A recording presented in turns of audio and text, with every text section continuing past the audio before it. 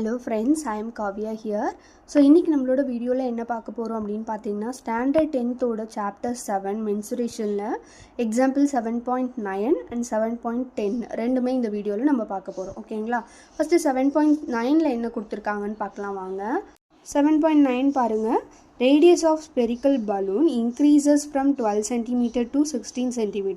First 12 cm ஒரு balloon இருக்கு.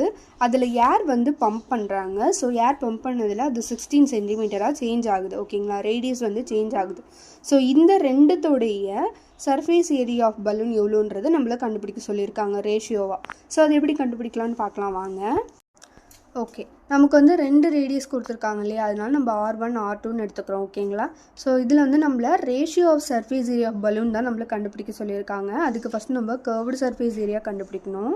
So curved surface area அப்படின்னும் போது 4πr1 r ஸ்கொயர்னு அர்த்தம். நம்மளுக்கு இங்கே ரெண்டு ரேடியஸ் இருக்கனால R1 square divided by 4πr2 ஸ்கொயர்னு எழுதிப்போம். ஸோ இது வந்து நம்ம ரெண்டுத்தையும் டிவைட் பண்ண போகிறோம் இல்லையா. ஸோ 12 டிவைடட் பை 16 இருக்கும். இது நம்ம 2 டேபிளில் அடிச்சுக்கிட்டோம் அப்படின்னா 6, இது 8ன்னு கிடைக்கும். அகெயின் 2 டேபிள் அடிச்சோன்னா 3 4. ஸோ 3/4ன்றது தான் இப்போ நம்ம இங்கே போட போகிறோம் டிவைடில். ஓகேங்களா?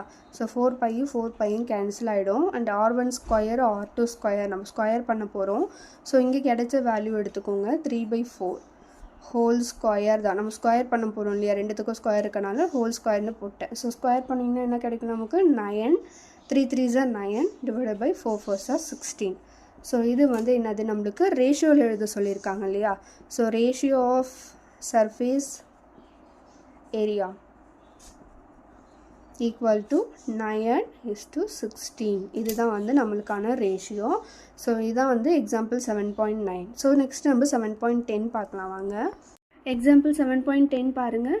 பேஸ் ஏரியா ஆஃப் ஹெமிஸ்பெரிக்கல் சாலிடோடைய வேல்யூ கொடுத்துட்டாங்க 1386 ஸ்கொயர் மீட்டர்.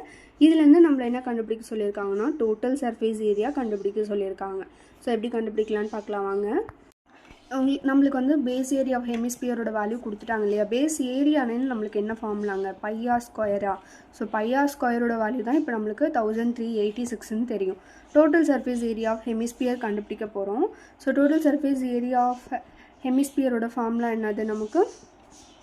டோட்டல் சர்ஃபேஸ் ஏரியாவோட ஹெமிஸ்பியர் ஃபார்முலா வந்து 3πr ஸ்கொயர். ஓகேங்களா? 3πr ஸ்கொயர் மீட்டர்ன்றது நமக்கு ஃபார்முலா. ஓகேங்களா? ஸோ இதில் வந்து நமக்கு πr ஸ்கொயரோட வேல்யூ நம்மளுக்கு ஆல்ரெடி கொடுத்துட்டாங்க. ஸோ அந்த வேல்யூவை 3யோட அப்படியே மல்டிப்ளை பண்ணிக்கோ. இங்கே 3 இருக்குது. ஸோ 3யோட நம்ம அந்த வேல்யூ மல்டிப்ளை பண்ணிக்கிறோம். ஸோ மல்டிப்ளை பண்ணிட்டோம் அப்படின்னா நம்மளுக்கு 4158 அப்படின்றது நம்மளுக்கு கிடைக்குது. ஓகேங்களா? ஸோ 4158 மீட்டர் ஸ்கொயர் நமக்கு. ஸோ இதுதான் வந்து நம்மளுடைய டோட்டல் சர்ஃபேஸ் ஏரியா ஆஃப் ஹெமிஸ்பியரோட வேல்யூ. ஓகேங்களா? ஸோ இதுதான் வந்து எக்ஸாம்பிள் 7.10. ஸோ இந்த வீடியோ உங்களுக்கு பிடிச்சிருக்கு அப்படின்னா லைக் பண்ணுங்கள், ஷேர் பண்ணுங்கள் அண்ட் சப்ஸ்கிரைப் பண்ணுங்கள். Thank you friends.